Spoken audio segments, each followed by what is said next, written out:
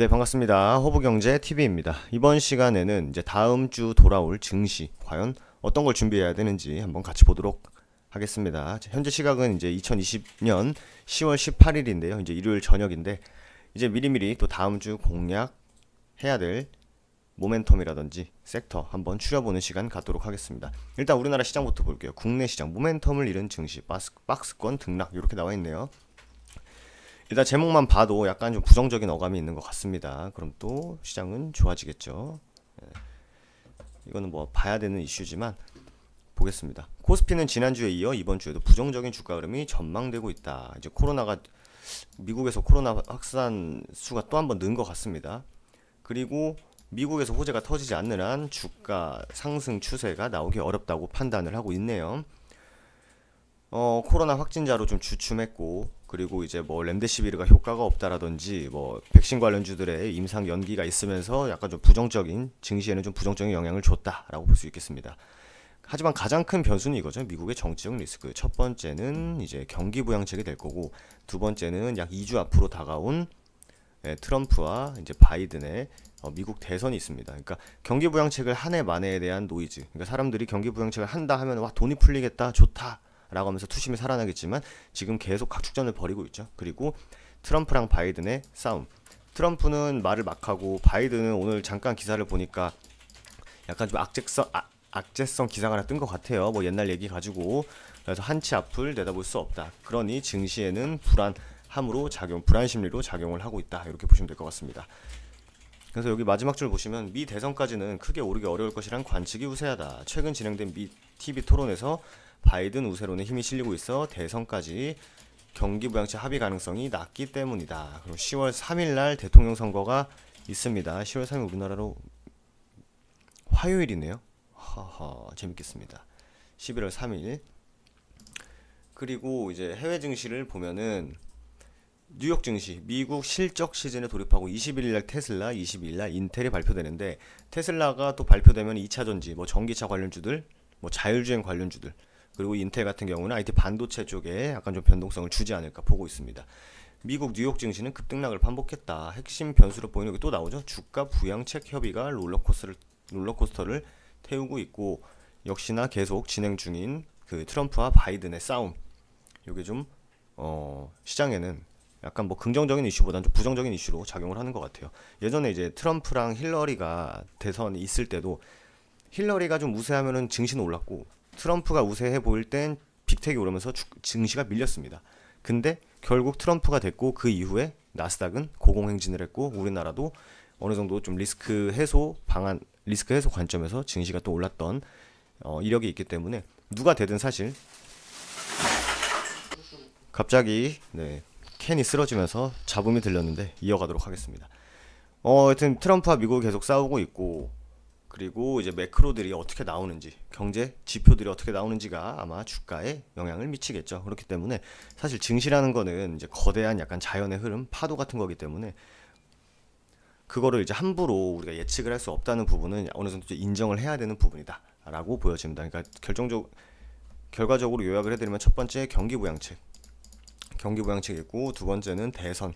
이게 어떻게 보면 아직 불확실성으로 증시에는 지금 작용을 하고 있다라고 보시면 될 것 같아요. 그럴 때일수록 우리나라에서 현재 지금 어떤 모멘텀을 갖고 있는 섹터가 움직이고, 개별적으로 어떤 모멘텀을 갖고 있는 개별주들이 움직이는지를 체크를 꼭 해두시는 게 좋겠다라는 말씀 드리도록 하겠습니다. 그래서 해외랑 국내는 정리 여기서 마무리하도록 하겠고, 빅히트가 아주 난립니다. 지금 빅히트가 난리인데, 사람들이 이제 카카오 게임즈하고 SK 바이오팜의 이제 과거 그 점상을 가고 급등을 하던 그런 기억 때문에 빅히트에 뭐 상한가 따라가가지고 뭐 몇 억을 박았네, 뭐 사업 자금을 박았네라고 하시는 분들이 계신데, 그러면서 갑자기 환불 이슈가 나왔어요.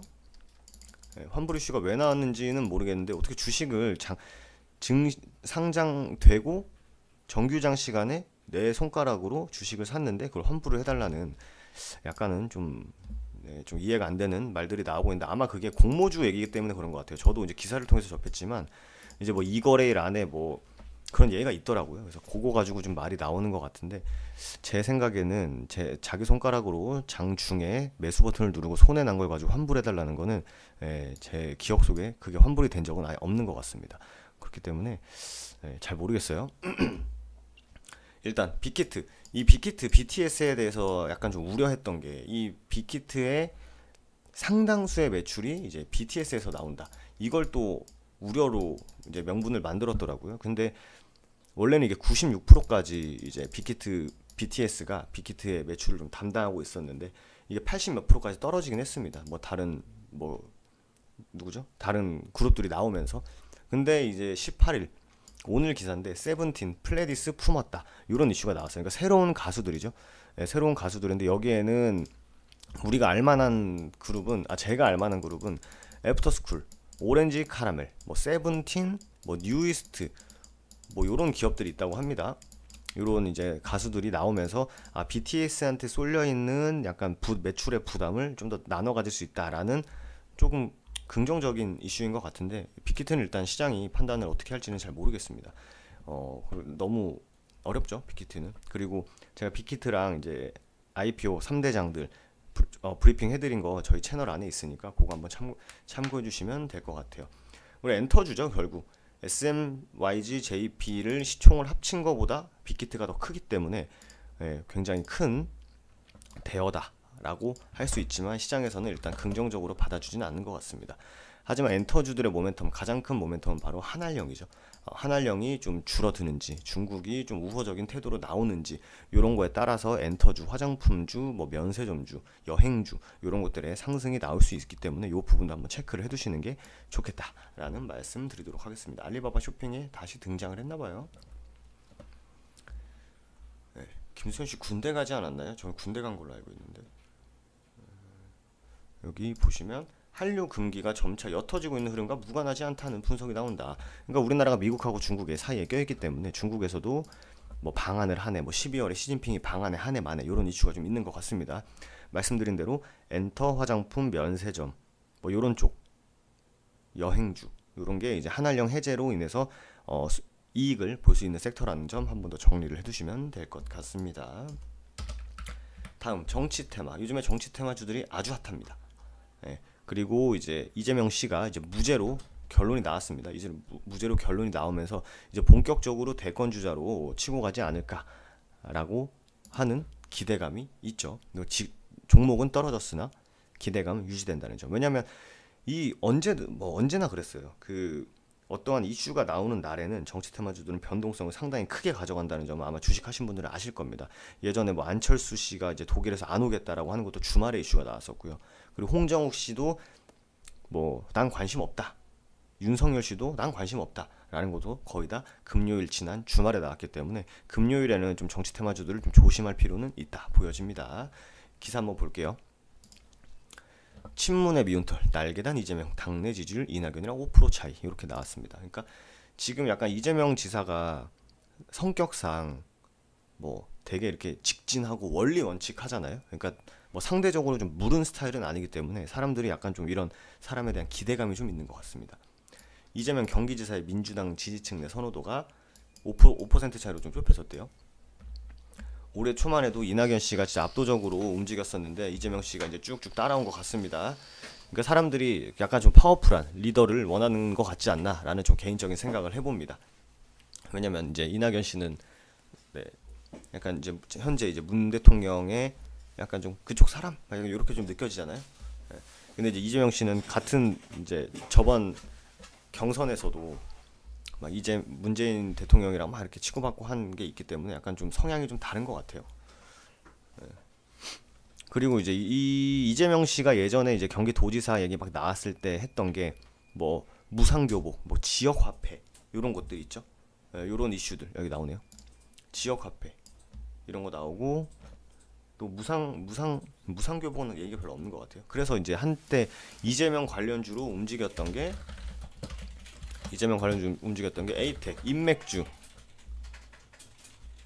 에이텍이 있었고 또 다른 인맥주로 에이텍, TN 이렇게 인맥주로 있었죠. 이제 이재명 씨가 이제 중앙대를 나왔기 때문에 관련주 그리고 이제 무상 교복하면은 형지 엘리트 뭐 이런 좀 프리엠스 뭐 하여튼 많습니다. 뭐 정다운 엄청 많은데 아무래도 좀 대장급으로 움직이는 종목들을 먼저 보는 게 좋습니다. 그래서 이재명 관련주들을 저희 또 채널 안에 또 저희가 정치 테마 정리해드린 영상이 있기 때문에 그거 한번 봐주시면 될 것 같아요.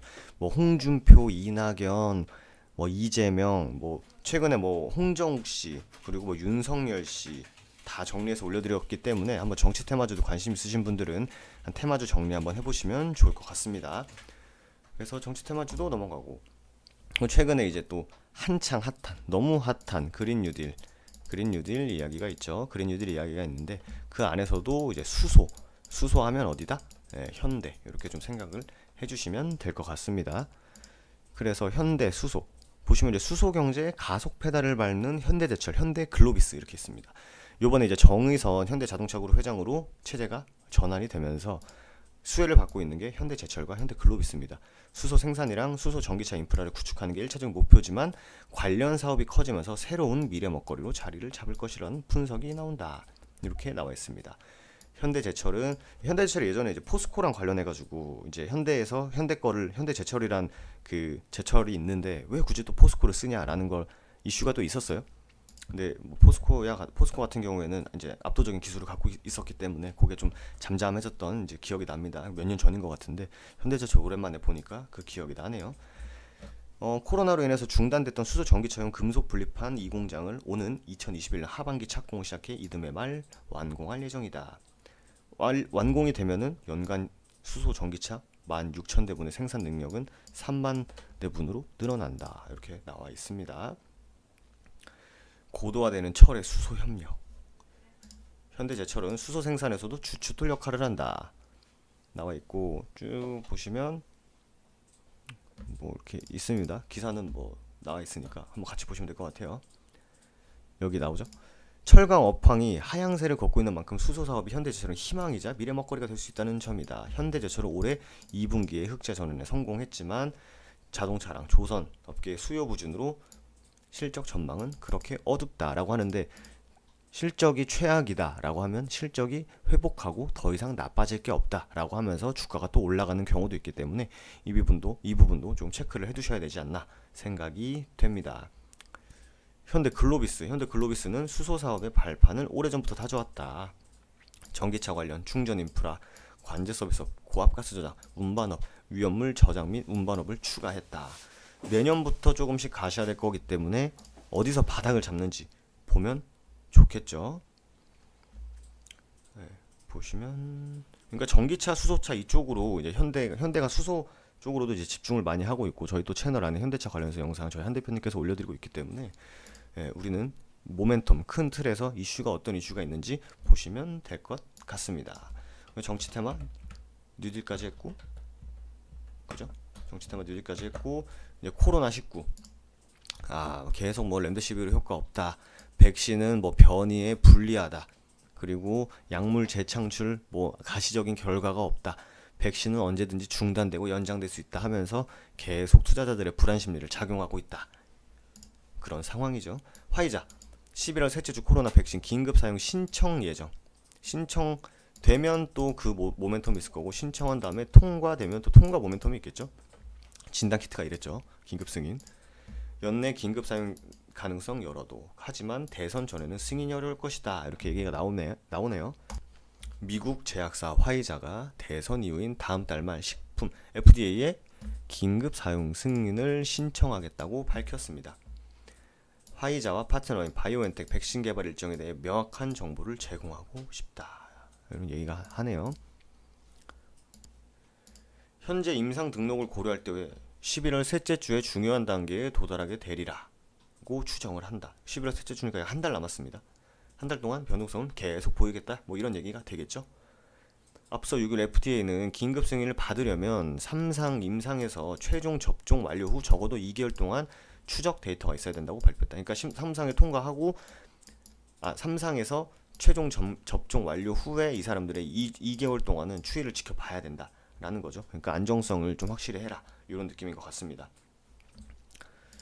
화이자는 미국에서 코로나19 백신 후보물질 대규모 3상에 들어간 4개 제약사 중 하나다. 이 중에서도 화이자는 가장 공격적인 전망을 제시했다. 모더나, 화이자, 아스트라제네카, 존슨앤존스 올해 말 승인 가능성이 높다고 밝힌 바 있다. 그러니까 누가 먼저 될지는 봐야겠죠? 이 얘기가 있을 줄 알았어요. 중국 신호백한테 밀릴까봐 안정성 제대로 모르는 거. 화이자 우선 관망하고 신호백으로 선전평 끝내는 게 낫지 않나. 이거 뭐 개인적인 이제 댓글이니까. 예. 이게 사실 뭐 러시아도 그랬고 중국도 그랬고 미국도 그랬고 이게 다 이제 어떻게 보면 패권 싸움의 일종이라고 볼 수 있죠. 우리가 먼저 백신을 냈어. 우리가 먼저 로켓을 쐈어. 우리가 먼저 달에 안착했어. 뭐 이런 것도 다 이제 기싸움으로 볼 수 있을 것 같습니다. 뭐 승인이 거부된다거나 아니면 실험에 뭐 저번처럼 부작용이 있다거나 뭐 이런 돌발 악재들이 또 나올 수 있기 때문에 뭐 맨날 뉴스도 체크하고 이제 해외 증시도 꾸준히 체크하면서 대응을 하시는 게 좋지 않겠나라는 말씀 드리도록 하겠습니다. 그리고 이제 개별주로 넘어갈게요. 빨리빨리 개별주로 따닥 넘어가면 될 것 같은데 이 오염수, 일본에서 후쿠시마 오염수 바다에 방류하면은 이 수산물들이 다치지 않습니까? 그러니까 수산물 관련주들이 또 움직여요. 그죠? 뭐 CJ 시푸드라든지 또 뭐 있죠? 신라 SG, 사조 오양, 동원 수산 이런 수산물들. 왜냐면 일본이 이렇게 내뱉으면서 수산물 가격이 오르니 수산 관련 테마가 움직이는 약간 이런 메커니즘이거든요. 테마 자체가. 그리고 또 반대로 수산물이 계속 오염을 받으면 물고기 먹지 말고 돼지나 닭 먹자 하면서 뭐 체리브로, 마니커 FNG 이런 또 이제 육계 관련한 테마들도 움직인다는 점. 이거는 뭐 주식 좀 해보신 분들이야 뭐 테마의 메커니즘은 다 아실 거라 생각이 됩니다. 후쿠시마 제1원전 오염수 방사성 물질의 농도를 낮춘 후 바다에 내보낼 것이다 라는 정부 관계자의 말이 있었다라고 합니다. 일본은 별 도움이 안 돼요 우리나라한테. 고농도 방사선 물질을 포함하고 있기 때문에 원전 내에서 계속 발생하고 있는, 이게 어떻게 되고 있는지 얘기도 없어요. 들어가지도 못하게 하고. 그렇기 때문에 수산 테마 꼭 한번 체크를 해두시는 게 좋지 않겠나 생각이 됩니다. 경영권 분쟁, 금요일날 핫 이슈였던 종목이 혹시 뭔지 아십니까 여러분들? KMH, KMH 하이텍 이런 종목들이 있는데 이런 것들은 경영권 분쟁이 있어요. 주주 간 갈등의 골이 깊어지고 있다. 임시주총에서 막 싸우는 거예요. 그러니까 합의가 안 되고 니 이렇게 할 거야, 나 이렇게 할 거야, 나 이렇게 할 거야, 넌 이렇게 막 이러면서 선임권이 뭐 사람 안 치는 게 이제 부결이 된 거죠. KMH 현 경영진은 25%를 약 500억 원에 취득해 2대 주주로 등극한 키스톤 PE가 본격적으로 목소리를 내기 전 그 어깨에 힘 좀 들어가게 이제 주먹 좀 쓰기 전에 임시주총을 열어서 자기네들 구성원을 확대하려고 했지만 그걸 막겠다라는 취지죠. 그러니까 네 회사니 내 회사니. 그러니까 심플하게 경영권 분쟁은요. 네 회사니 내 회사니 내가 더 입김이 세니 누가 입김이 더 센디 싸워보자.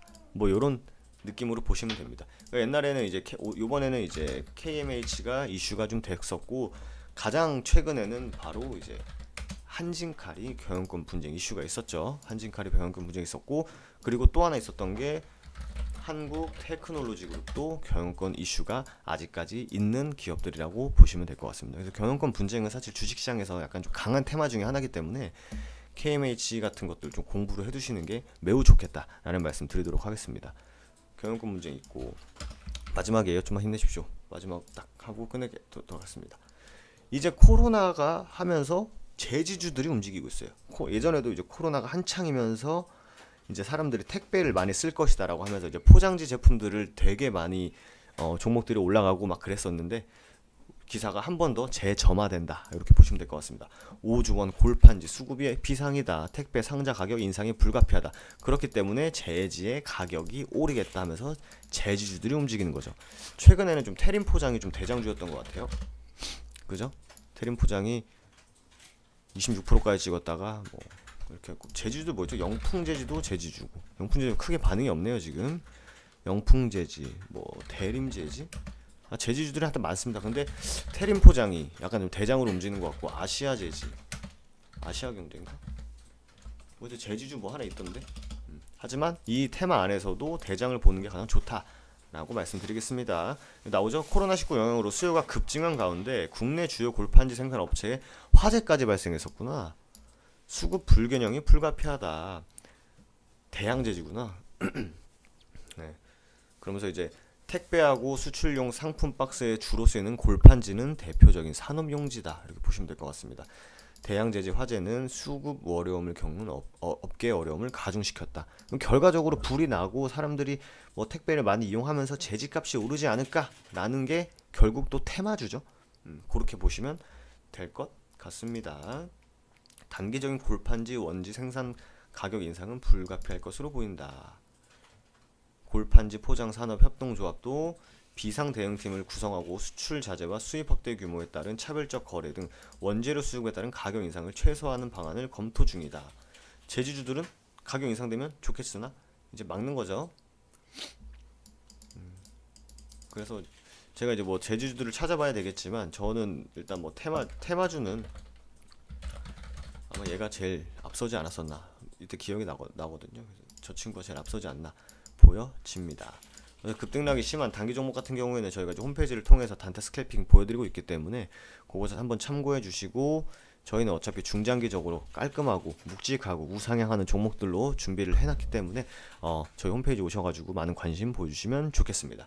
그래서 요번 이제 2020년 10월 18일 다음 주 19일 월요일부터 진행되는 모멘텀 체크 한번 해드렸고요. 저희는 매주 모멘텀 체크 해드리고 있기 때문에 구독과 좋아요 눌러주시고 저는 또 다음 시간에 인사드리도록 하겠습니다. 감사합니다.